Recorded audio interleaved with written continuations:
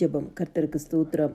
லூக்கா 18வது அதிகாரம். அந்தபடியே தேவன் தம்மை நோக்கி இரவும் பகலும் கூப்பிடுவர்களாகிய தம்மால் தெரிந்து கொள்ளப்பட்டவர்களின் விஷயத்தில் நீடிய பொறுமை உள்ளவராயிருந்து அவர்களுக்கு நியாயம் செய்யாமல் இருப்பாரோ? சீக்கிரத்திலே அவர்களுக்கு நியாயம் செய்வார் என்று உங்களுக்கு சொல்கிறேன்.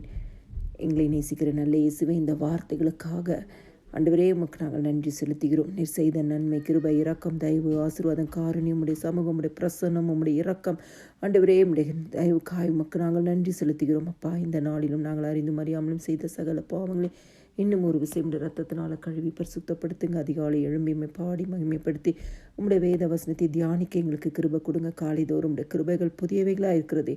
புதிய கிருபைனால் ஒவ்வொரு குடும்பங்களையும் நிரப்புங்கப்பா. இந்த அப்பா ஸ்தோத்திரம் ஐயா. உம்மை நோக்கி இரவும் பகலும் கூப்பிடுவர்கள் உம்மால் தெரிந்து கொள்ளப்பட்ட விஷயத்தில் நீங்கள் நீடிய பொறுமை உள்ளவராயிருந்து அவர்களுக்கு நியாயம் செய்யாது இருப்பீரோ?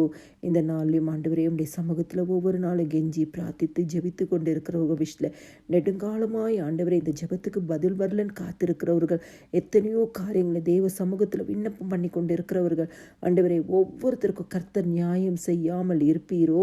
நீங்கள் சீக்கிரத்திலே நியாயம் செய்கிற தேவன் ஆண்டவரே, சீக்கிரத்திலே நியாயம் செய்வார் என்று சொன்னது போல ஆண்டவரே ஜெபிக்கிற குடும்பங்களுக்கு நீங்கள் நியாயம் செய்யுங்கப்பா, நியாயம் செய்யுங்கப்பா. எல்லா ஜெபங்களுக்கும் விண்ணப்பங்களுக்கோ வேண்டுதலுக்கோ கர்த்தர் பதில் கொடுங்கப்பா.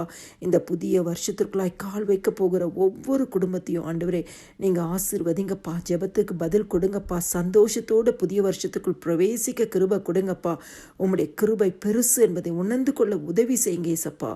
நீர் நீதியுள்ள நியாயாதிபதியாக இயேசு ஆண்டவரே, நீர் ஆண்டவரே சீக்கிரத்திலே நியாயம் செய்வீர். நியாயம் செய்கிற தேவனுக்கு நாங்கள் நன்றி செலுத்துகிறோம் அப்பா. சகல துதியும் கனமும் மகிமையும் சோத்திரமும் என் ஆண்டவராக இயேசு கிறிஸ்து ஒருவருக்கே செலுத்துகிறேன். ஆமேன்.